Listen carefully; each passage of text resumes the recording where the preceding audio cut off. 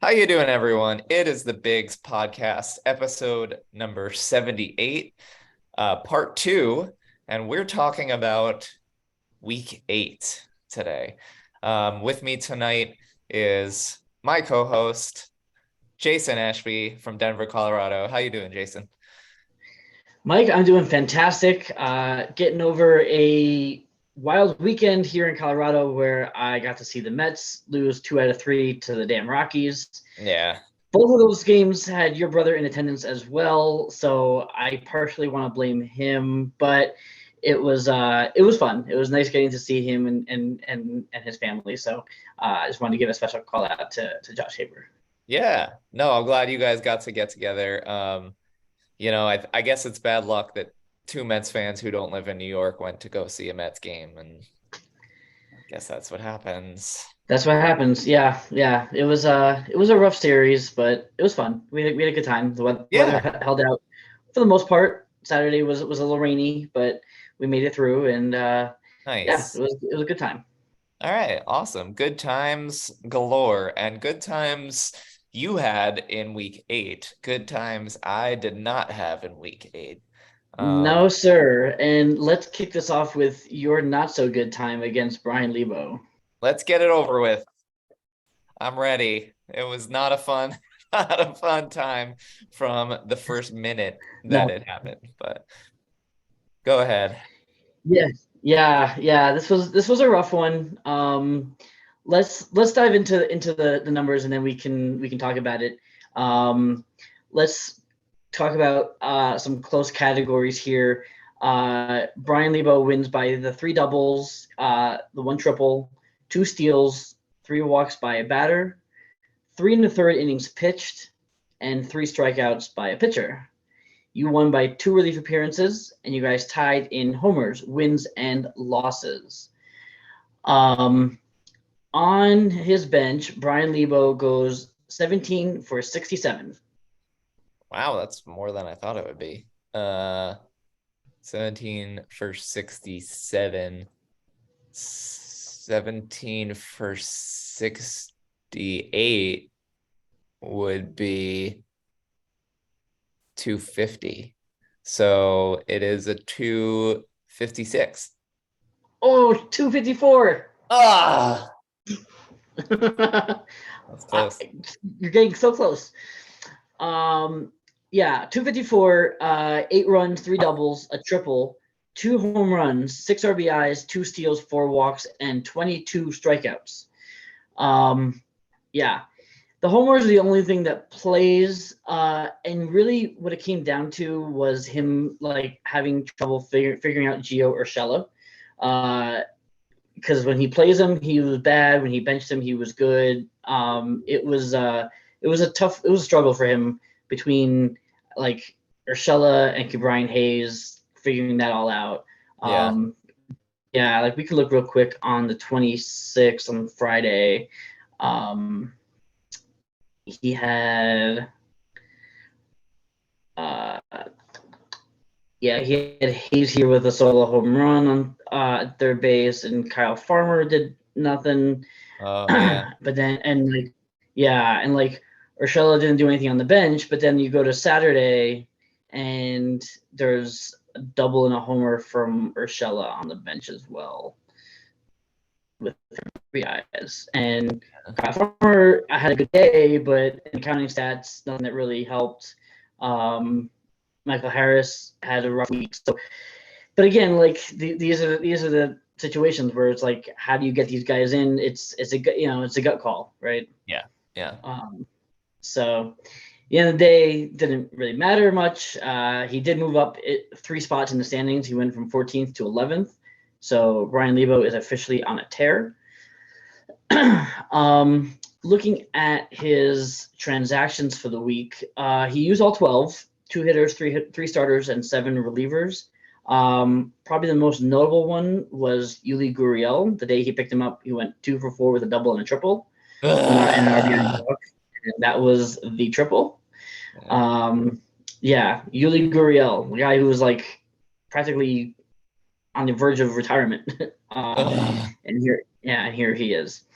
Um, He picked up Chase Anderson for the start against the Mets on Saturday. He was decent, not great. He picked up Hunter Gaddis for a start on Sunday against the Cardinals. That didn't go very well. He did pick up Akil Badu, who, we'll talk about him in a minute. Otherwise, not a whole lot. Just a lot of relievers. He went relief crazy. Still lost the relief appearance category, nonetheless, but he just tried every different reliever he possibly could to try and get that stat. Yeah. Let's talk about his key players, and we will talk about the aforementioned Akil Badu. He picked him up on on Tuesday, and he has since dropped him. But the guy went 353 with a 450 on base, 3 runs, a double, 2 homers, 6 RBIs, a steal, 3 walks, and 2 strikeouts. I'm surprised he let this guy go after the week he had.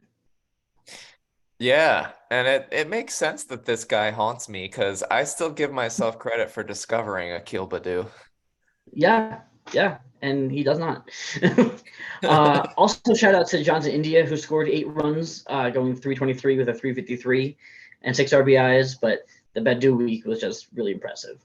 Look at his 2 Reds, his 2 Cincinnati Reds scoring 14 runs this week, 2 homers, 11 RBIs, 5 doubles. Like the Cincinnati Reds just tormented me. But and they've actually they've been winning too, which is crazy. I mean, they won 4 straight here. Yeah, good for the Reds. How about a former Red as a least valuable hitter? And this is gonna be Kyle Farmer, because again, he's had trouble figuring out how to get Farmer in and out of the lineup. When he was in the lineup, he hit 091 with a 167, 2 runs, 2 walks, 9 strikeouts, and 2 errors. Yucky. The Cy Young, I don't think it's a question. It's Marcus Stroman. He pitched a gem against the Mets, 8 innings, a win, a homer, 2 walks, 3 strikeouts, a 225, and a .75 whip. And the Cy Young, I mentioned all the relief pitchers that he picked up. I mean, it didn't go great. And he ended up dropping all of them. Phil Bickford was not good. Aaron Loup was not good. Lucas Luque was not good, and he has since been released from the Braves, so he's terrible. Those 3 kind of combined to get the Cy Young. Sounds good. Sounds fair. Over to your side. You went, sir, 6 for 27 on the bench. Okay, that's not bad. That is somewhere between a 250 and a 300 and a 200, so that's a 225. 222. Oh, you're gonna get one, I promise. I'm so close. 222, 5 runs, a double, an RBI, 6 walks, 8 strikeouts. The walks are the only thing that play, but what can you do? The other thing that was interesting is you benched Ranger Suarez on Wednesday, which made sense. He did record 5 strikeouts, which would have flipped that category. But at the time, who knows? Who would have known? Right. But it made sense to bench him. He'd been terrible since he came off the IL, and it wasn't a great start anyway. It's just those 5 strikeouts would have, and the innings would have flipped. Right. Your ads this week used all 12, 6 hitters, including 1 twice, 3 starters and 3 relievers. And that 1 twice was JD Davis. You picked him up, dropped him, and picked him up again. And he was actually really good, especially the second time that you picked him up. He was really good for you. Yeah, Ezekiel Duran got hurt and went on the IL, so I needed that third baseman back again, who I dropped. It's been happening to me all season that I'm like, oh, this guy's healthy, so I can drop this guy, and then he gets hurt, and then I have to pick someone else up. It's been happening all season so far. The Spencer Steer was a nice ad. He gave you a home run on Monday. Braxton Garrett gave you a decent start in Colorado. Leody Taveras was an interesting ad. He's been red hot. And you finally dropped Brent Rooker. I guess we've seen the last of him, huh? Yeah, goodbye. Yeah. And we'll get into your Sunday ads in a second here. But let's talk about your key players. MVP Bryce Harper, 304 with a 452, 4 runs, a double, a homer, 2 RBIs, 7 walks, 4 strikeouts, and welcome back to the club. Least valuable player, Chris Bryan is having a rough go of things. An 063 with a 118 on base, 2 runs, a double, an RBI, a walk, and 2 strikeouts, and he's not even playing every day anymore. He's getting lots of days off, and he's just not hitting at all. Yeah. Let's talk about your pitching side. Cy Young. I'm giving it to Alex Lang here. Gives you 4 innings, 2 wins, and a save, a walk, 5 strikeouts, a 2.25, and a .50 whip with 3 relief appearances. When you can get 2 wins and a save from your closer, like that's a nice week. Well done. I think he's been my best player so far, my best pitcher so far. Yeah, I think that's fair to say. George Kirby has been really good, except for this. He finally had a blow up here, but against he's the been Pirates. Really good too. Yeah, against the Pirates of all teams. But I think the Sayuk, I think we know who that's going to be. Because it's Josh Fleming, right? I mean, we've talked ad nauseum, no pun intended, about how he is terrible for you and me. When he's on any other team, he does fantastic. But when he's on either of our teams, he is dog shit. And you tested the theory, and you've proven the theory. He was awful against the Dodgers. Somehow he managed to pitch 6 innings, despite giving up 5 home runs, 2 walks, 3 strikeouts, a 12 ERA, and a 2.33. I think we're never touching this guy again, are we? We say that every time, and then we touch him, and then I vomit. Yeah. I mean, luckily enough, Fleming didn't necessarily impact my matchup that much because it was Sunday and I was just making a last ditch effort to catch anything. But I mean, he was awful, so I understand the Sayuk. I mean, 5 home runs. I don't know if I've ever seen 5 home runs in a start. In one start. Yeah. Like that's a long leash. Yeah. Yes, it is. It is. I mean, you're out of Colin Rea. That worked out well. I mean, it wasn't bad. He wasn't terrible. 2 home runs, but he got you a win. And aside from the 2 home runs, he was pretty good against the Giants. But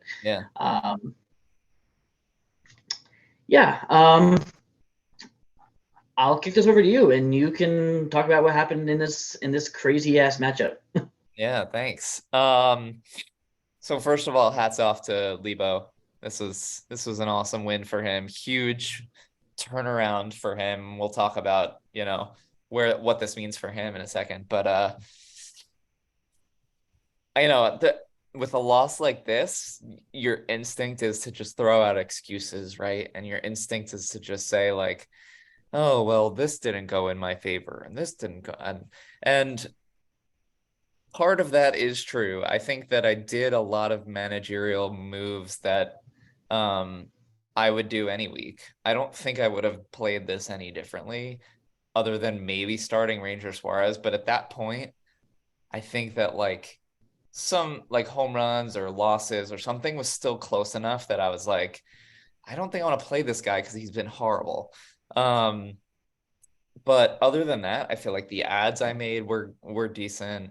The pitchers that I picked up were good. The fact that he streamed 7 relief pitchers and I won that category, it just goes to show like I was playing the game I want to play, but there was an element of my players just straight up did not perform.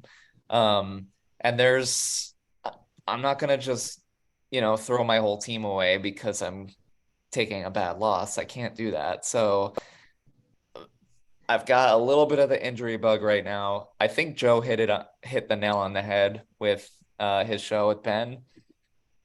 Ever since the McCloskey not making the minimum thing happened, like karma, and I know that was only last week, but the way that this week went with Lebo and the way that this week is starting with Ari, my team is just plummeting. And yeah, I'm in first place. I think that things will probably normalize at some point, but I haven't hit a home run since last week, since I think maybe Thursday or Friday of last week. So it's been almost a week since my team's hit a home run. Um, I in the right, it's just funny. After McCloskey missed the minimum, this is the order of events, right? I lose Rendon, I lose Ezekiel Duran, I lose Cedric Mullins. Nolan Gorman forgets how to hit. Chris Bryant forgets how to play. Carlos Correa is horrible. Um, And he's been banged up too. he's been banged up too. I lost two of my closers in AJ Puck and Pete Fairbanks. Um, Verlander has been horrible. Like everyone that you would count on. And you know what? Vlad has been eh. So it's like Semyon and Harper have been the two guys that Yeah. really have been carrying me. Um, but at the beginning of the year, it was like Gorman was hot, Cedric Mullins was hot, Rendon was hitting really well, Jonah Heim was hot. Like these are guys that everything was clicking, and now he didn't make the minimum, and everything, like the wheels just fell off. And I don't want to say that it's like just coincidence because I kind of believe in this like karma shit now at this point. But like the shit is hitting the fan and it is falling quickly right now. My bench is so limited with all of these IL players at this point. No one wants to play baseball. Correa and Bryan just don't want to play anymore. Like I don't know what to do at this point except just keep pushing and keep like trying to press buttons. And yet my opponent this week is hitting like 388 right now at the 479 on base. Like and I can't hit a home run. So that's where we're at. I just wanted to summarize for you. And a lot of Yeah, people yeah. would look at this though and be like, "Oh, you're in first place." So like it's okay. No, it's look, yes, you are in first place, and you're still, even if you fell out of first place, like you're still okay in the standings. But I know where you're coming from, and to have one or two guys hit the funk at a time is one thing, but when the majority of your team is hitting the funk at the same time, it's rough. The one thing I will say is it's end of May, not end of August. So like there is still time for things to get right again. Law of averages say that these guys will figure it out, and if they're all going south together, maybe they'll all go north together again. So Maybe. there may be like a pendulum effect, but it's definitely tough. And look, I'm feeling the effects right now too. Bryan Lebo is a man on fire. He is kicking the shit out of me right now. I'm we're on Wednesday here. I'm 1 for 20 today. My guys are going. I have one hit and 20 at bats. So like it sucks, especially when they all go down together. Like there's nothing you can do. There's nothing Yeah. you can do. You can't start dropping the whole team. What can you do? So Yeah. you just got to grin and bear it and weather it. And I know that you're good enough a manager that you can overcome it and you'll be fine. Thank you. Thank you. Appreciate it. I don't feel confident right now, but like you said, I'm sure this won't last. I'm playing an offense right now that's just does not stop. So it sort of just adds to the frustration of it, but I mean, what can you do? It's Yeah, baseball. yeah, yeah. Well, anything further you want to add to? Let's talk about Bryan Lebo real quick Yeah. because yeah, he is, like I said, he is a house on fire right now. He's coming, guys. This guy, we've talked about how thirsty and hungry he is for this league, and he had struggled to start the season, but he is coming. He's in 11th now, and he is not looking back. Yeah. And as much as I did want to highlight sort of the plummet that my team made, I don't want to at all take away what he did to me this past week because like I started what I was saying earlier, like you could the the instinct is to make excuses, but Bryan Lebo just managed the shit out of this week. He killed it. Like the Yuli Gurriel ad, just out of Yeah. nowhere too. Like I think Pasquantino just had a day off. I think it was a Thursday or something. He just had a day off, and okay, let me just grab a double and a triple and stream that shit. Um, and some of his guys like that have been cold all season started to like turn it on. Like Trey Turner had a better week than he's had in the past. Yeah. Michael Harris actually did have a better week than he has in the past. So some of these players like and Tyler Stevenson in India killed me, but McCutcheon was good. Like, Hutchin yeah. was good. Um, and I give him so much credit. Like this pitching staff that he put together, like holy shit, with McClanahan and Gossman and Stroman and Bryce Elder, who he traded for. Yeah. Helsley and Bednar are anchoring that bullpen. Like Bryan Lebo deserves a ton of credit. He put this pitching staff together. He's got Kyle Wright on the IL right now, just someone else he could throw in there. And give him credit because he's going through a gauntlet of his own right now and he's tearing it up. So good for Yeah. Yeah. And I mean, he's making the gauntlet look easy. he is. At least the last week and a half anyway. We'll see what happens, but yeah, ton of credit to Bryan Lebo, and dude, keep the momentum rolling. Maybe hold back a little bit this week, but no. But yeah, he's coming, guys. So this is gonna having him win, like we say for a bunch of these guys, a winning Bryan Lebo is great for the bigs. So yeah, keep on winning, Bryan. Yep. Proud of you. Hats off. Exactly. All right. From one Haber to the next, let's talk about one that performed a little bit better and is now right behind you in the standings. That would be your brother Josh Haber taking a big 15-5 win over Mike Sherman. Yeah. He did what he needed to do in this matchup. So good for him. He's right on my ass, and I wouldn't want it any other way. My brother. I don't think any of us would either. Honestly, yeah. I think like Joe said in the in part one, like a Haber versus Haber is fun for this league. So yeah. I know I love it. Yeah, we face off next week too. And it seems like we're kind of moving in opposite directions right now. So it's really going to be fascinating if my team can turn it around. And based on what Joe said in part one, that Josh is 8-0 in ERA this year. Yeah. Like, that's insane. That's terrifying for a team that just broke the record for the highest ERA. But maybe law of averages, I know Ben loves laws of averages, and maybe there's something there, and by next week things start to regulate a little bit, and I don't know, that's going to be an absolute showdown.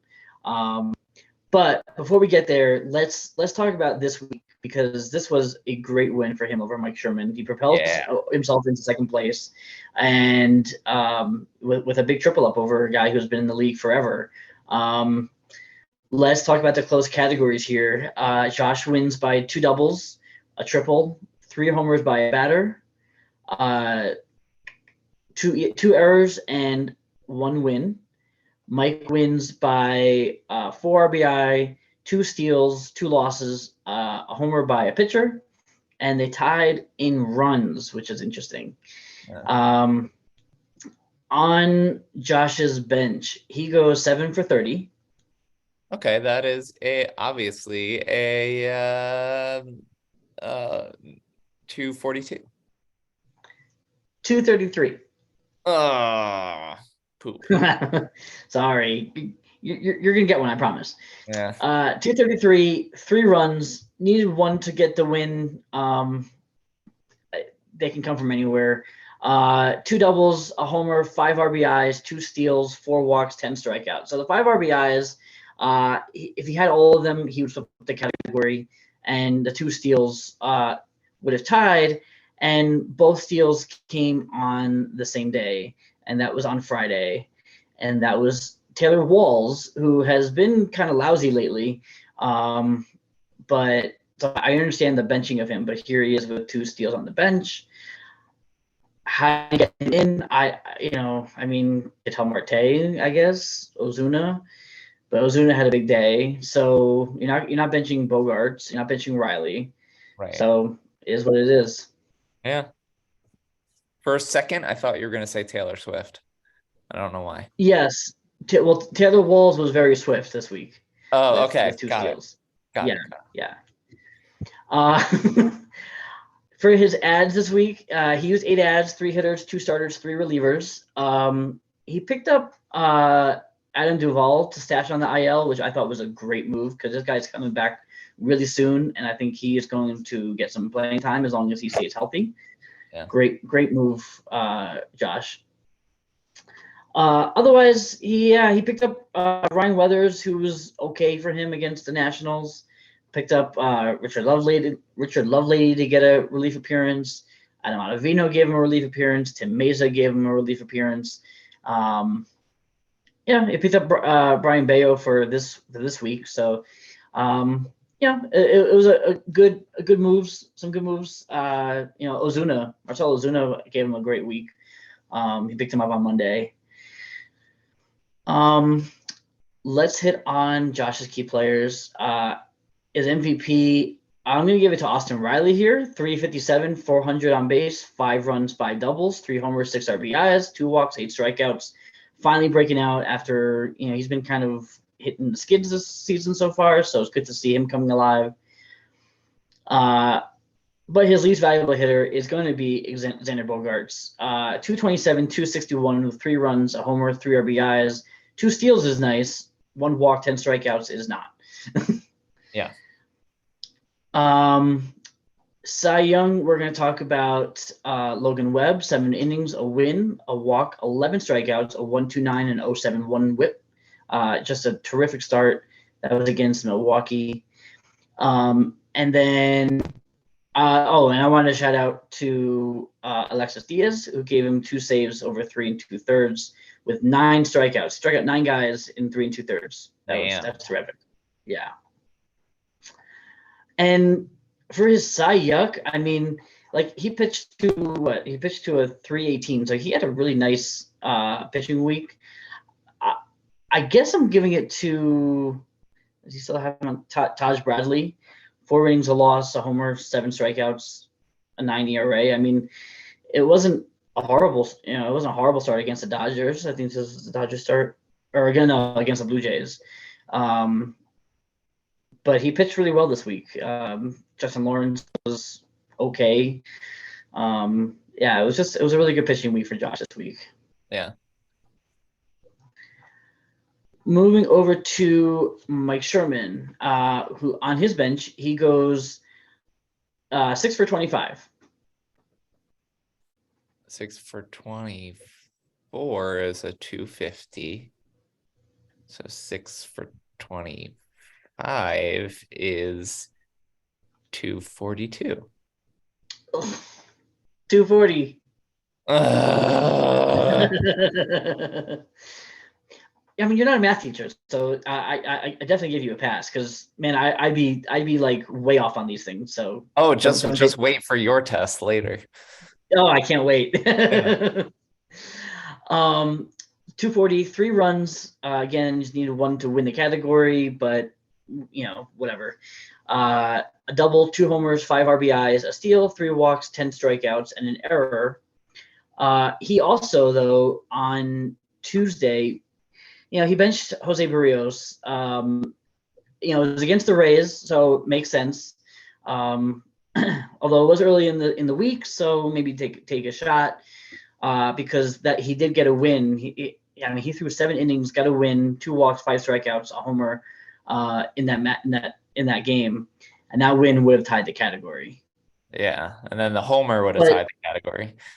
Exactly. So pick your poison. Yeah. It's tough. I don't know what I would have done in that situation. he had been pretty good lately, so I might have given him a start, especially early in the week. But I definitely don't fault him for benching him. Yeah. One interesting day on Friday.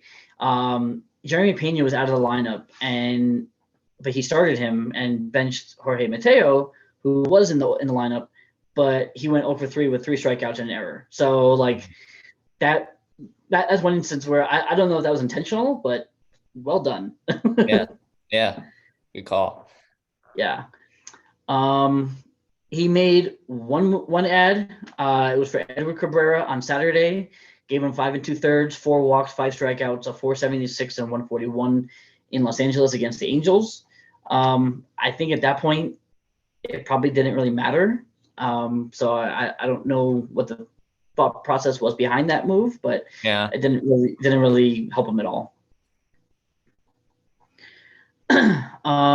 For his key players, let's talk about is his name Matt? Is it Matt McClain, because he had a dynamite first week in the majors. 484 average, a 543 on base, 9 runs, 3 doubles, 2 homers, 7 RBIs, a steal, 3 walks, and 6 strikeouts. What a savvy ad that was last week. He saw this guy coming up, and he has just hit the cover off the ball. Yeah. So good job on that. I don't know how you continue to shuffle guys in and out of the lineup, though, when you have Jeremy Pena and Royce Lewis and Bobby Witt and Jorge Mateo, and now you add McClain. That's a lot of shortstops. That is a lot. Hey, I have Carlos Correa. Want to trade? There you go. Add some more shortstops. His least valuable hitter, I'm giving it to Byron Buxton, 160, 192 with a run, a homer, 2 RBIs, 2 steals, and 10 strikeouts. Patrick Wisdom also gave him a bad week with nothing, but he also he benched him on Sunday, and Sunday he would have given him 2 homers and 5 RBIs. So that would have been a lot better. Yeah. For Cy Young, it's either Christian Javier or Shohei Ohtani. They were both very good. Javier had 11 innings, 2 wins, 2 homers, 4 walks, 8 strikeouts, a 164 and a 109. Ohtani had 6 innings, 3 walks, 10 strikeouts, a 150 and a 150. They pretty much averaged out to being about the same, so they can be co-Cy Young winners. There we go. And of course, I probably would have given it to Berrios had he started him on Tuesday, but he did not. And he did start him later in the week, and he was still okay, but not nearly as good as that Tuesday start against Tampa Bay. Mm-hmm. And the Cy Young, this may be a bias, but I'm giving it to Drew Smith. 2 innings, a homer, 2 walks, 1 strikeout, 13-15 to 3 whip, because I was at the game on Saturday when he fucked it all up and made everything worse. Yeah. So fuck you, Drew Smith. I understand. Yeah. So again, a huge, big, nice win for Josh. I was sitting with him for a good part of the weekend, and there were times where he felt nervous, but I was like, dude, you got this wrapped up. Things were close, but he knew exactly what he needed to do, and in a way, like Bryan Lebo, like Josh is on fire right now. I wouldn't want to face him right now. Yeah, I'm not looking forward to it. No, good for him. I think it's only a matter of 4 days until he's in first place. So, happy for him. He's doing well, performing great. He needed to win this week, and he needed to win big because he was playing against a manager that's not making a ton of moves on a daily basis. And this is how you compete with a manager like that. You just keep hitting him over the head with it until he can't really do much else. So all the credit to him. He's definitely moving up. I think that's really impressive about the ERA stat that Joe pointed out.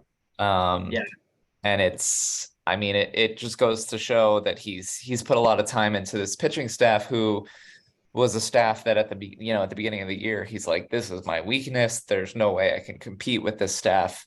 And now just look at what he's done. Like, Yeah. oh, I just won ERA every single week, no big deal. I mean, like Lance Lynn, is a guy that, we talked about in a previous show where he was terrible for you. You let him go, and Josh picks him up, and he's like a Cy Young candidate.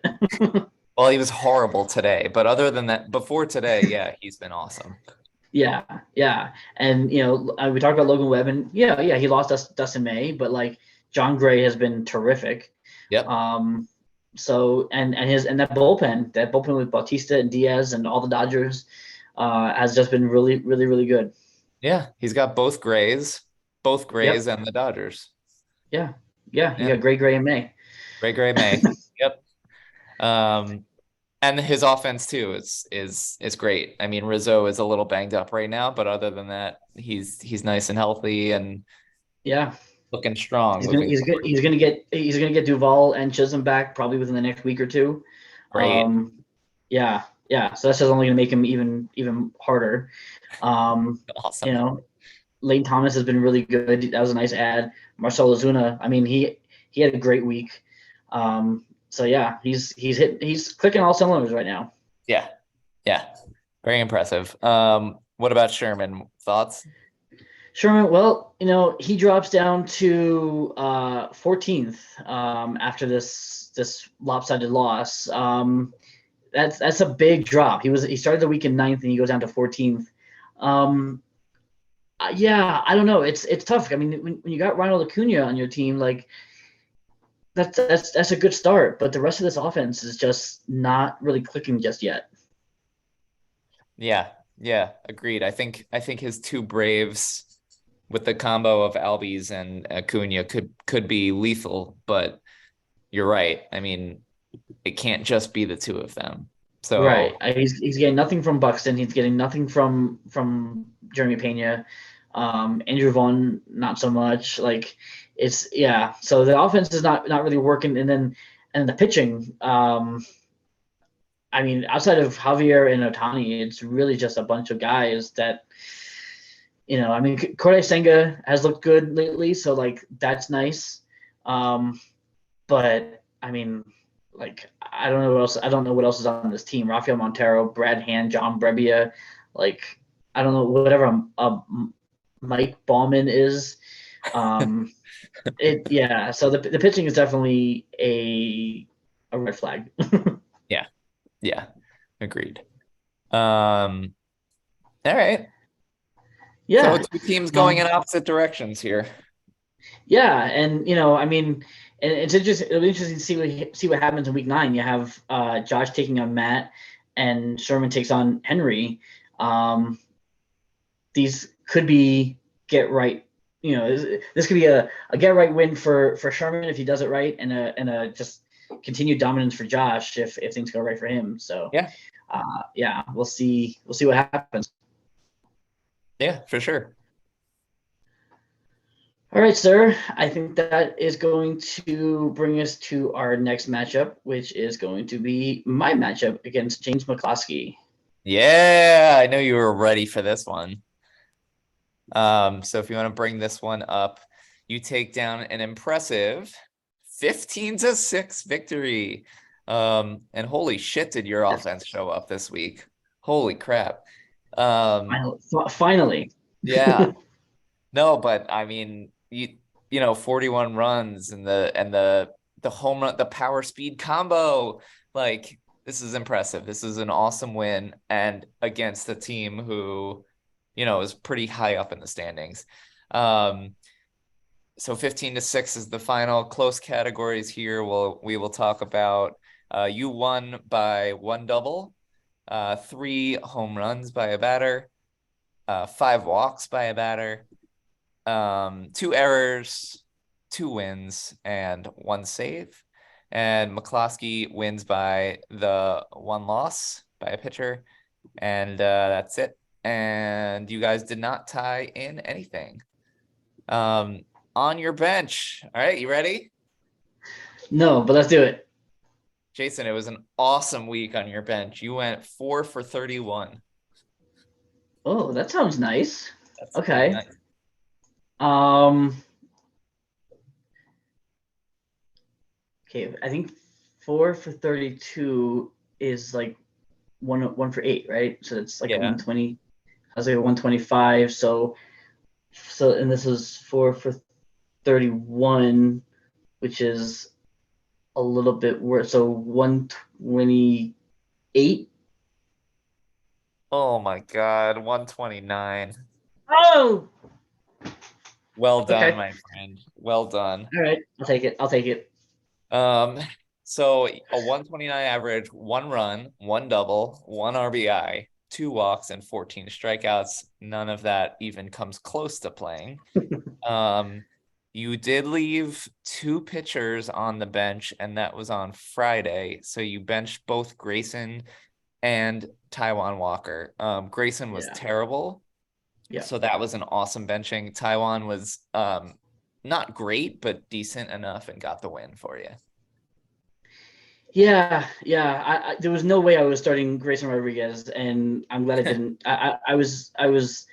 This was on Friday, and I think this was the Friday start. Yeah, and I was at Coors Field, and I was just watching the scoreboard, and I just kept seeing more and more Rangers runs pop up, and I'm like feeling so good that I benched this guy, and now he's in AAA, so whatever. Um, and yeah, I definitely wasn't starting Walker against the Braves. Yeah. No, but I mean they were great benchings. You just the luck of him getting going 6 2/3 and getting a win is kind of yeah. Yeah. I mean, Um one strikeout, one strikeout. I don't miss one strikeout. Like, yeah, no. You could probably find that somewhere else. yeah. So yeah, awesome week. None of it really comes back to bite you. You used all 12 ads this week. You added three relief pitchers in Albert Alzolay, Silseth, and James Karinchak. Um, seven starting pitchers this week. So Garrett Whitlock, Gavin Williams, JP France, Zach Greinke, Marco Polo. Why did I write Marco Polo? Marco Gonzalez, I guess. Um, Daniel Lynch and Dylan Covey. And then two hitters in Nick Prado and Chris Taylor. So all 12 ads were used. Any of those stand out to you more than any others? Yeah, I mean the Alzolay, I was definitely hoping for more than just one pitch from the entire week from this guy. That's literally all he threw while I had him was one pitch, and that because the Cubs bullpen has been a mess, and so he hadn't pitched in a while. So I figured, okay, maybe they'll give this guy a save opportunity, and nope, just one damn pitch was all he got, Damn. and yeah, so. Of course, then I trade him to Costas, and then he goes ahead and gets a 2 inning save. So, Sounds about right. sure. Yeah. And then just like for the starting pitchers, like I, you know, I don't want to take too much of advantage of what happened the week prior with him not making the minimum, but I wanted to make sure like that he wasn't going to try and go, you know, go a little overboard and go for more innings. So I kind of stockpiled on starting pitchers and even like I picked up Dylan Covey, who was gonna be the starter for the Phillies in the Sunday night game, Yeah. just in case I needed that because I felt like innings were getting close at one point, so I wanted to have that in my back pocket just in case. Yeah. That's a really good thing you didn't start that guy, but Yes, yeah, no, there was no way, there was no chance in hell yeah, after everything else that happened on Sunday that I was yeah, starting that guy. right. Um, let's talk about some of your key players here because it was kind of hard for me to pick one. Um, what's cool for you is that I feel like you've sort of been waiting for some of these stars that you drafted early on to really like click. And it seems like this week a lot of them clicked at once. Um, I'm gonna give it to Wander Franco here, who is a little banged up at the moment, but with the 444 average, the 500 on base, 8 runs, two triples, like get the hell out of here. Six RBIs, four steals, four walks, and three strikeouts. He just did a little bit of everything. What's wrong with him? uh, his shoulder. He got some shoulder soreness. Oh, his Um, shoulder hurts. yeah, yeah. I guess he can't shoulder the burden anymore. Um, but hopefully it won't be a long-term thing because that would suck. Yeah, yeah. But But yeah, but like he got the first triple on Monday, and I was like, okay, cool, that's a good way to start the week. And then he just added another one. I was like, the other one was on Wednesday or Thursday. I was like, okay, cool, that should set me on. yeah, I think that he also stole 2 bases that day. He had a triple and 2 stolen bases for you, whatever day Yeah, that was. yeah, that was on Thursday. Yep.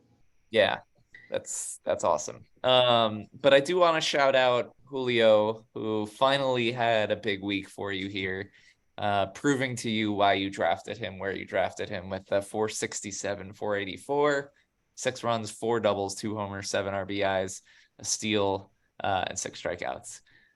So good job on him. Pete Alonso had a great week. Austin Hayes had a good week. Like you just had everyone sort of click for you this week. Yeah, and it's funny because like I feel like you mentioned those guys, and you're about to hit on the least valuable hitter, but I feel like there was those guys, and then there was the other guys. Right, it was all or nothing for you, but luckily you did such a great job of managing the nothings and getting them on the bench when you needed to. I'm gonna give it to Christopher Morel, your least valuable player here, just because of how he kind of carried you the week before, Yeah, and then fell off. I remember him doing this last year, but this week he goes 143 with a 217, 2 runs, a homer, an RBI, 2 walks, and 8 strikeouts. He just vanished. yeah, and it's frustrating because I don't know what to do with him because I'm afraid to drop him, and all of a sudden he clicks again, and I lose out on that. So I'm gonna have to give him a little bit of a leash and see if he can figure it out, but we'll see. Yeah, yeah. I mean, you just traded for and got Ahmed Rosario. You have Chris Taylor, so you have some coverage at some of these, other Yeah, positions that you could use Chris Morel in. So I feel like he is expendable, but I agree. It's like you just want to hold on to him to see if he can yeah, shoot. and just see which Morel is real. Yes, yes. The moral of the story.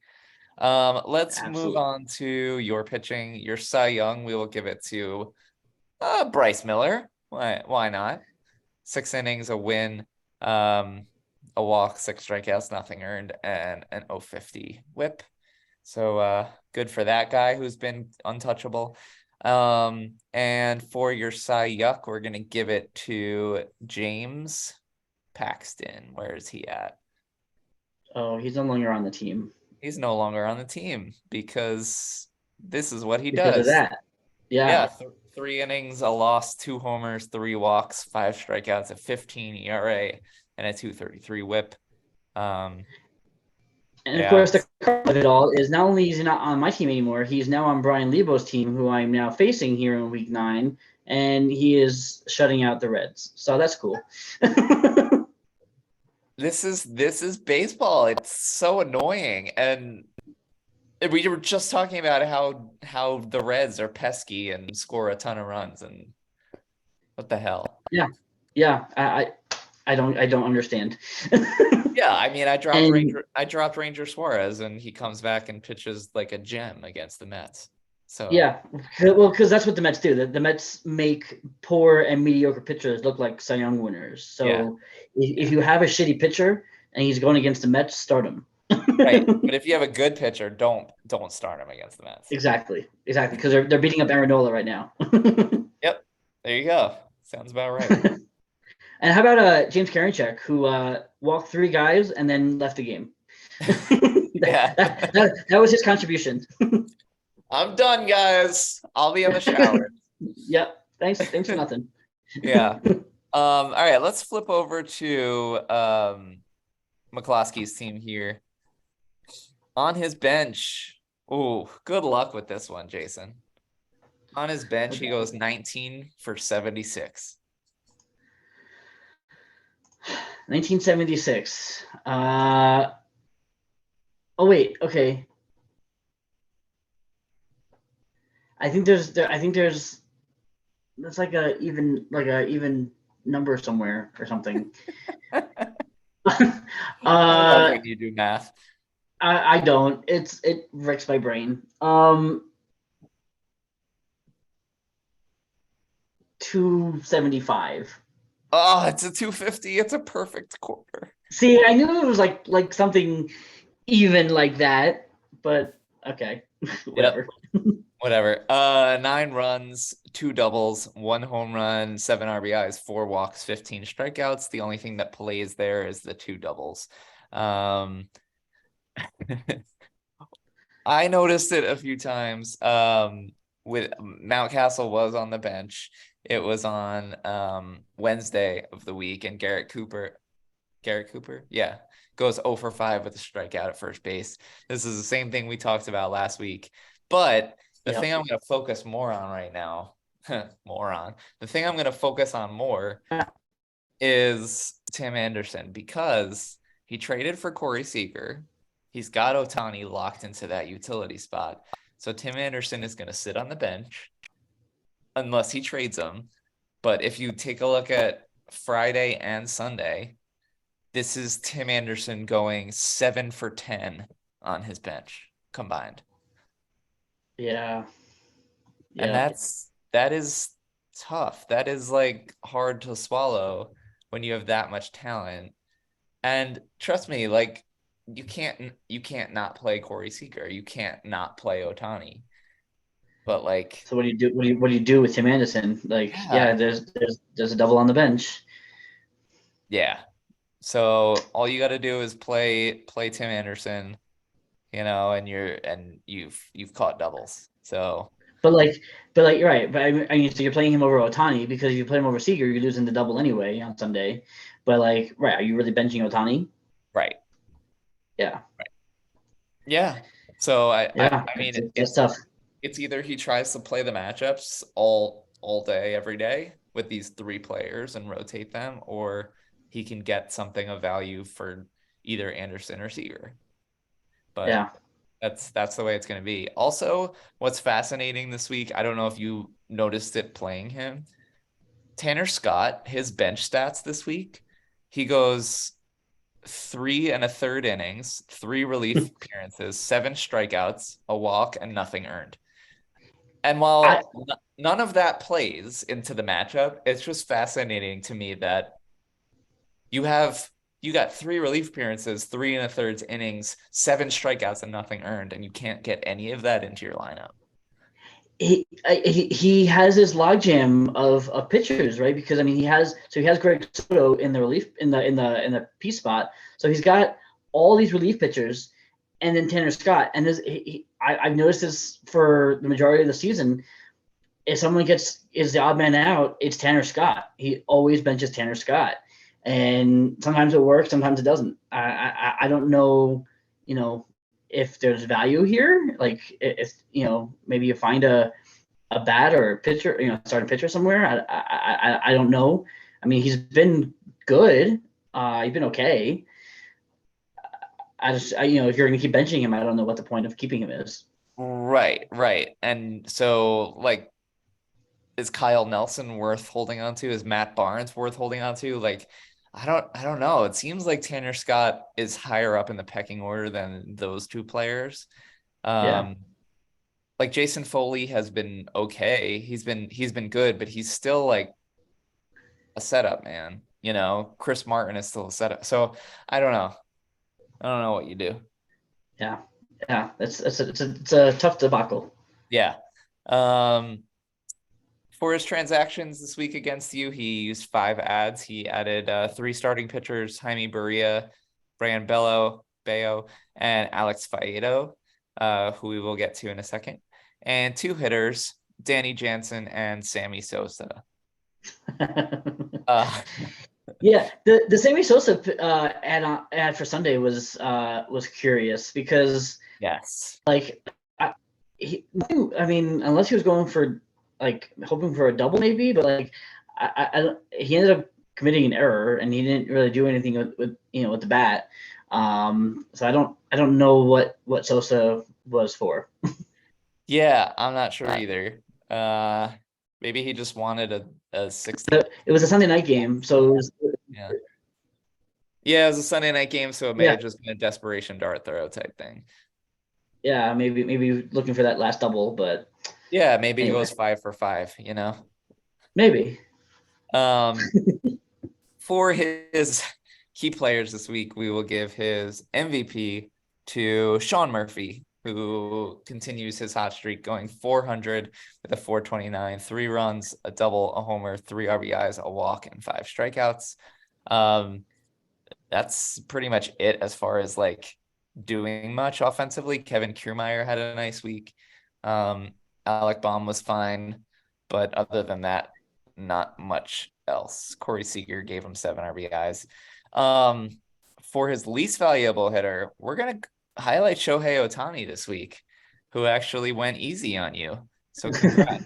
Yeah, thank you. Yeah, he hit 130 with a 200 on base, a run, a homer, an RBI, a steal, 2 walks, 9 strikeouts, and an error.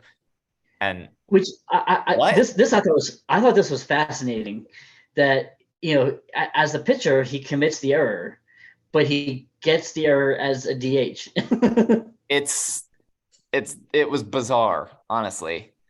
Um, I saw it coming through and I was like this has to be a mistake, like Yahoo just like messed something up. But I guess that's how it has to work, right? I mean, he committed an error, but if if Sandy Alcantara commits an error, nobody you don't get dinged for that. But Otani commits the error and you get it as the hitter. I thought that's very interesting. yeah, I think that's got to be a blunder. I don't think that that's how it should work. I agree. But I agree. did it wind up affecting your matchup? I don't think it did, right? No, because he had another error, so he ended up losing it by two. Right, right. So it didn't matter at the end of the day, but it's something to think about when in future drafts, if you're drafting hitter Otani, it's something to think about that just Yeah, because he's a full-time DH does not mean he's apparently impervious to errors. yeah. I also, while we're on the subject, I'd like to argue the fact of if a starting pitcher commits an error, shouldn't his runs be earned? I I've always I've always thought that way too. Yeah, Yeah, yeah. that wouldn't make sense to me, but anyway, I digress back to his key players here. We'll transport it back to 1905 when baseball was in the dawn ages, and we'll fix that. Okay, good Yeah. call. Okay. James's Cy Young this week, we're gonna give to the aforementioned Alex Faedo. Why? Because I don't know. He threw 6 innings, a win, a homer, and 10 strikeouts, an ERA of 3, and an 050 whip. And And then he left the team, yeah, which was and that's good it. because he was terrible on Monday or on Tuesday, um, against the Rangers. So good job. Yeah, it was just straight up an excellent stream in a good matchup. So well And done. actually, all three of these were good streams. When Yeah. if you look at it, like those were solid. Yeah, very, very good with the streams. Bayo is a guy you may have wanted to hold on to, but if he doesn't have the roster space, then he doesn't have it. So, Yep. Yep. for his Cy Yuck this week, we're gonna highlight. Oh, this makes me so happy. We're gonna highlight Gregory Soto. An inning and 2/3, the loss, 2 walks, 3 strikeouts, a 16.20 ERA, 360 WHIP, and 2 relief appearances. Um, yeah, Yeah. Here it that's was. he's not good. I'm sorry, but No. he's not good. No, 573 and 132 over 22 innings is not good at all. Yeah, He's not going to see any save chances in this bullpen. He's garbage. yeah, he is. He is. Drop City. Yep. Um, and that about wraps up this matchup. So what are your thoughts about your own matchup? You feel pretty accomplished after this 15-6 win? I do because like coming into this, my offense had been just asleep. Just and this is what I mean. When we talked about your matchup, like there's going to be these waves, and like when it happens to just a few players, you can manage that. But when it happens to your entire team, that's where it gets a little tricky. And so like coming into this, my offense had been just non-existent, and all of a sudden like that, they just woke up, and I had a nice offensive week. Right now, they've gone back to sleep, so it was really just a 1 week awakening. But that's why we play 22 weeks, and that's why the season is as long as it is. These things are going to happen. You're going to have your ups and downs. I feel good. I know James is an accomplished manager. He's been in the league for a long time. He knows what he's doing, and I feel good about this win. I know that I need to kind of carry this momentum, and hopefully I can get through Lebo and and see what happens next. But yeah, I'm happy with this. I'm happy with the moves that I made, and how I managed to bench. So I do feel good about this. I'm not gonna lie. Yeah, no, and you should. And I told you this last week, and I'll tell you again. Like, you're one game over 500. You're sitting in seventh place. Like, this is perfect. I feel like I would almost and don't take this the wrong way. I'm not placating you, but I would almost rather be in that position.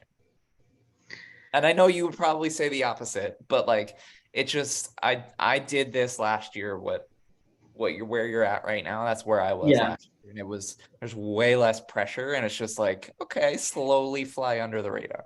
Well, and because it feels better to move up than it does to move down, right? Yeah. So if you're on top, the only place you can go is down, right? So if you're not at the top, well, you can still go down, but you can also go up. Yeah. And so if you go down, it's not as it doesn't feel as bad. But if you start moving up, that's where it starts looking good, and you get all excited. Yeah. Yeah. So you feel good about being in seventh? Yeah. I mean, it's a cluster right now, though. It is. Uh, like looking at the standings, like you have Costas in fifth, Joe in sixth, I'm in seventh, James is in eighth. Like that is a group right there. Yeah. Yes, it is. And we're all separated by like 3 games, and I mean you can even expand that to like Adam in ninth and Frank in 10th. Like it's close. Yeah, it is. And that's what makes it fun though. And like even at the top now, like Yep. it's close, and it'll probably even be closer after this week. Like, because I think as of right now, Josh and I are both losing. If it ends up that way, like everyone's gonna be in the same spot, I feel. Yeah, Um, and because Ben has has a matchup against Christian, so it's yeah, this is gonna be wild. This is gonna be yeah, absolutely wild. it is. It's exciting though. It does make things more exciting. Um, and for McCloskey, I mean, he's essentially has the same record as you. But he's a little bit behind you in the standings, but he's had a couple of rough weeks here where he Yeah, was he was in first place like a couple weeks ago, and he's dropped to eighth now. but we've seen the standings are like they're not glued. Like Oh, I feel like I don't know. I feel like in years past, that like at this point you've had some guys who are kind of stuck where they are more or less. But so far this year, we've seen a lot of moving around the standings. which is so much fun if Yes. we can get like 10 out of 16 managers who touch first place at least one week. Like that's really fun. Yeah. Yeah. It gives everybody hope. Yeah, for sure. I do think that the curse of the McCloskey minimum though is real, and maybe it's affected both of us. So we'll see. Karma can be a real what. Yeah, just ask Taylor Swift. Um, Yeah. so uh, On that note, on that note, shall we move on to our last matchup? let's do that, and that is going to be Adam and Christian. Yeah. Oh man.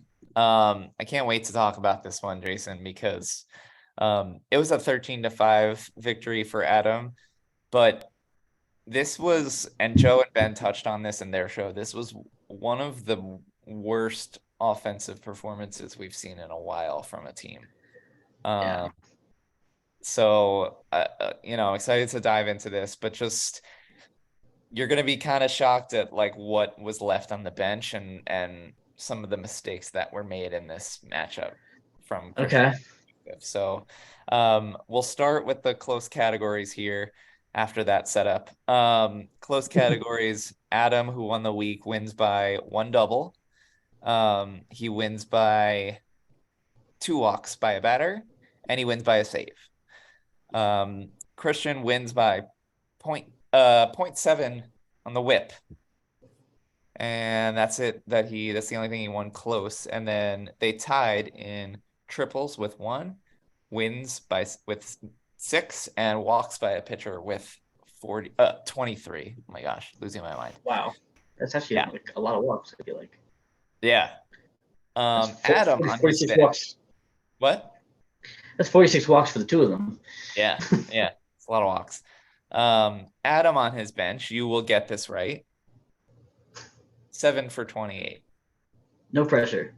No pressure. 7. Oh, that's okay. That's a 250. I know Yay! that one. Yes. Okay. I'm going home now. Bye. Great math. 2 runs, a double, a homer, 7 RBIs, 3 walks, and 6 strikeouts, but absolutely none of that plays because, as I wrote here, his opponent was offensively anemic this week. That's probably a good way to describe it. Yeah. Yes. That's okay. That's how I'm going to describe my week next week when we talk about week 9. Adam's transactions this week, he used 5 ads. 3 of them were hitters. He added Josh H. Smith, Nick Fortes, and Alejandro Kirk, and 2 starting pitchers, Kyle Freeland and some guy named Brendan Williamson. He didn't need to do much more than that. Yeah. For his key players this week, we're going to highlight Gleyber Torres had an awesome week. 333 average, 385 on base, 5 runs, 2 homers, 3 RBIs, a walk, 3 strikeouts, and an error. It was kind of a down week for both of these teams offensively. So, Gleyber, at least got the job done. Batting average. His least valuable player, we're going to highlight where did you come from? Where did you go? Where did you come from, Connor I. Joe? Beautiful. Thank you. 059 average and a 111 on base, 1 RBI, 1 walk, and 6 strikeouts. There were some other candidates for that, but Connor got a lot of playing time and didn't do much with it. For his Cy Young this week, for Cy Young and Cy Yuck, we're gonna talk about 2 great pitchers, but his Cy Young, we're gonna give it to Max Scherzer. Yeah. Came back and good for him. Finally had a Max Scherzer type game. 7 innings, a win, 1 home run given up, no walks, 8 strikeouts, a 1.29 ERA, and a .86 WHIP. I won't say it's because I was in the crowd. Okay. You won't say that. Okay, got it. I won't say it. Okay, cool. His Cy Yuck this week was Yu Darvish, who over the course of 2 starts goes 8 2/3, a win, a loss, 3 homers, a walk, 6 strikeouts, a 10.38 ERA, and a 1.62 WHIP. Very un-Yu Darvish like. Yeah, I mean, even the win against Washington wasn't great. 2 home runs and 4 strikeouts. And then he got lit up by the Yankees, which was fun to watch. Yeah, he did. Yeah. Ouch. Yeah, that one was fun to watch. All right, let's flip over now to Christian's team because this is where things get interesting. Okay. All right. Christian on his bench goes 25 for 68. Oh my. 762. No. Okay. 25 for God.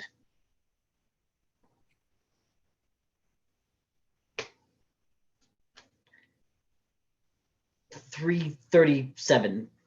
368. Okay, I was in the zip code, I think. You were at least in the area code, maybe. I don't Okay, okay. know. 8 runs, 2 doubles, 4 home runs, 14 RBIs, a steal, a walk, 24 strikeouts, and an error. So there's a lot to like dive into here. And we did talk last week. Maybe not us, but Ben and Joe spent a lot of time talking last week, maybe the week before, about Matt Losey and his lack of getting players into the lineup, especially to replace players that were not playing or not starting. Christian was 100% guilty of that this week.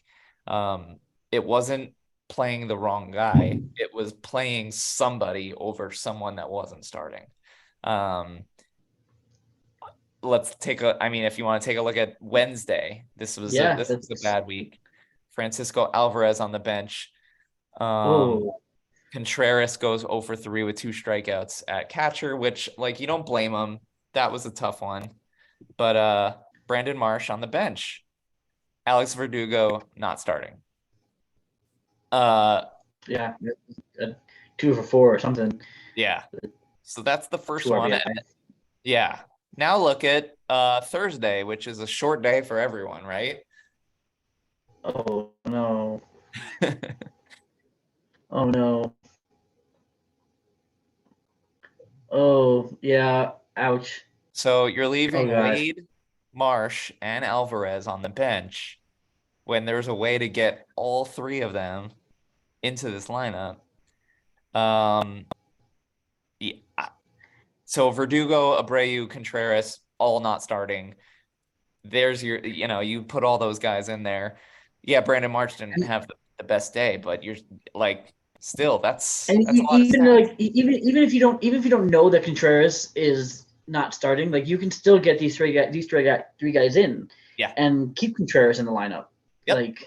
Because you put Alvarez at utility, you put Marsh at left, and put Wade in at first, and there you go. Yeah. There you go.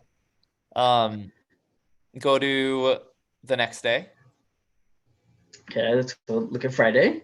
This was not too egregious, but it was just another simple like plug and play with a lot of guys on the bench, right? A lot of guys not starting and opportunities to get some guys in there. Yeah. Marsh.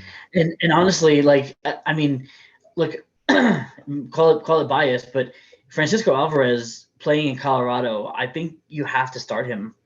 And it showed. Like he went on fire playing in Colorado. Agreed. Contreras has been dog shit.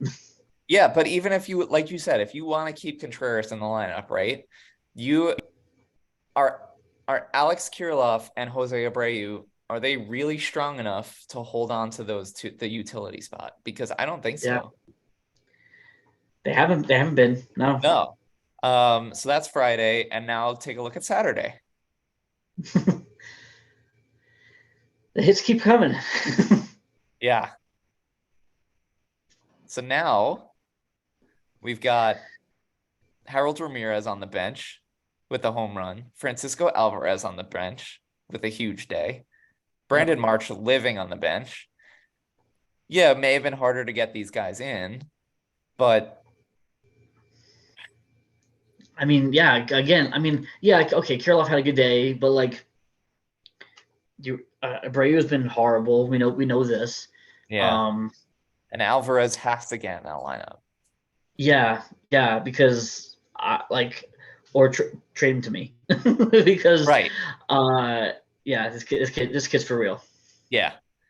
The same thing happened on Sunday. Go to Sunday. Yeah. So there's at least you kind of got Alvarez in the lineup. That's good. Yep, he did. But there's Brandon Marsh living on the bench, right? And Mark Hanna's thrown in there. Abreu finally hit his first home run of the year, but like Canna's been terrible. Like Canna's been bad. Yeah. So this was the theme, and this is what I was looking at every single day. I was like, oh shit, he did it. Oh no, he did it again. And when all's said and done, believe it or not, I wrote the word haha in my research. The 14 RBIs on the bench would have tied the category, and I wrote haha because you're not going to get all 14 of those in there, but that's not the point. The point is, like, if you get 7 or 8 of those in there, then you know what you're chasing, and you can actually make some moves that reflect you trying to chase down RBIs or something else, you know? Yeah. The 2 doubles definitely would have flipped the category. The 8 runs would have made it close to the point where you can keep trying and pushing for things. Yep. And to make matters worse, which I didn't even mention, on Monday, he benched a starter. The only day he didn't mess up the hitting on Monday. Tommy Henry was on the bench, and that win would have won the category. Yeah. So this, I mean, you know, again, kind of the same thing with the Berrios start, right? Like, maybe you don't start him against the Phillies if it's Friday, but right. like on Monday, I think you start him. Right. Otherwise, why is he on your team? Yeah. And then the cherry on top that pushed me over the edge was he used one ad this week, a starting pitcher named Dylan Dodd, and that's it. That is it. That's all he did. That's all he did. All right, that's my rant. But yeah, no, and look, I mean, I don't know how this matchup was, like, you know, at the start of the week, but I hope he didn't just like throw in the towel. You know, I mean, I know he hit 160, so that's not pretty, but like he could have done the things. It's altogether possible that he threw in the towel. Yeah. I don't want to say that because I don't with confidence because I don't know him, but it is altogether possible based on what I watched this week. For his key players, it was really hard to find somebody offensively here, because he won strikeouts by a batter as his only offensive category that he won. I'm going to highlight Adam Frazier, who only struck out once this week. He had a 238 average and a 238 on base, 2 runs, 2 doubles, a homer, 5 RBIs, and a strikeout. You find someone better, Jason. His bench bats. Maybe you can argue Mark Canha, who walked 4 times, but that didn't help him. His least valuable hitter is Alex Kirilloff, Rafael Devers, Tommy Edman, Jose Abreu, William Contreras, and Harold Ramirez. So basically the whole team. Yeah, that's what I was trying to say. His Cy Young this week, we are going to highlight Zach Wheeler, who had a great week for him. Zach Wheeler pitched 14 innings, a win, a loss, 2 homers, 2 walks, 15 strikeouts, 1.93 ERA, and a .93 WHIP. Good for him. That's glad to see that for Wheeler because he needed that from him. His Cy Yucks, I'm going to give to Erasmo and Jorge Lopez, who combined to have a disgustingly horrible week. Yeah, this is bad. Oh my god. Yeah, they were just trying to like outpitch each other in that way. All right. So Jason, what did you notice from this matchup? Did I miss anything here? I don't think so. I think between you and Joe, we kind of, I think we've hit Christian enough. Let's talk about Adam. I mean, look, Yeah. call it what you will. It's a win's a win, right? And this puts him, you know, in 9th place. You know, he's 2 games under 500, so he's well in the thick of things. Yeah. I like what he's doing here. He played really well against me a couple weeks ago. Yeah. And yeah. And, you know, this offense is interesting. I don't know if there's anybody that really frightens you from an offensive standpoint, you know, without Machado, you know, with him banged up. Yeah. But there's enough pieces here that he could get by. If Matt Olson gets hot, if Dansby Swanson gets hot, if Ian Happ gets hot, like there's enough pieces here that like it could work. Yeah. Yeah. And Tyro Estrada too. If he Yep. like if and when he comes back, that was a beast for him when I played him. Yeah, he's excellent. And then this pitching. I mean, look, yes, Yu Darvish had a terrible week, but like we know that's not what he's capable of. Max Mhm. Scherzer is back. Jose Alvarado is about to come back, so that's going to be huge for him to get him back in the bullpen to pair Yes. with Kimbrel that he got from Frank. Yeah. Like this is a good team. Like if everybody clicks, I mean, like Owen Miller. Who does Owen Miller think he is to go ahead and hit 2 homers and 5 RBIs in a week? Yeah. Like that's what he hit all of last year. Well, he surpassed it. Good for you, Owen Miller. Yeah, Yeah, no, yeah, yeah. I like what Adam's doing here, and I hope he can keep it going. It'd be nice to see some I guess old new blood. Is that what he is? Yeah. Yeah. New old blood or old new blood? Yeah, exactly. Yeah. Um, he's got Costas this week, and then he gets Frank, Henry, and Joe. So this is a good stretch for him to really see what he's made of, because Yes. that's a tough stretch right there. It is. It is. He's going to be tested, for sure. But you said it. He's got the roster to compete. Um, if he can get healthy with some of those pieces that he lost with Machado and Tyro Estrada, like he's going to compete all year. And I mentioned your standings. I mentioned McCloskey. This guy's a game or two behind you guys. He's Yeah, right in the thick of things. he's right there. It's like I said, it's that clump of guys. We're all just kind of clustered together. It's you, Josh, and Ben at the top, and then it's kind of everybody else. Yeah. Yeah. So yeah, this is gonna be a fun stretch. We're about like a third of the way through. Um, I can't wait to see what else is gonna happen. Yeah. Um, shall we move on to our managers of the week? Yeah, let's do it. Let's do it. All right. Who, sir, is your number 3 manager of the week? Oh man. Oh, this is tough because I've got 4 names and 3 spots. So hold So on. do I. Yeah, all right. Um oh, this is week 9. Hold on. I'm looking at the wrong week, of course. Well, that's a bad start. That's a really rough start. Okay. Oh. All right. Yeah, I'm sorry. I gotta leave some guys out here, but I guess we all do. Yeah. All right. I'm gonna go with Ben as my number 3. Okay. Um, Taking down a quadruple up over Bobby's team. He killed it this week again, as usual, and he's right behind me and my brother in the standings. He just dismantled a hot team.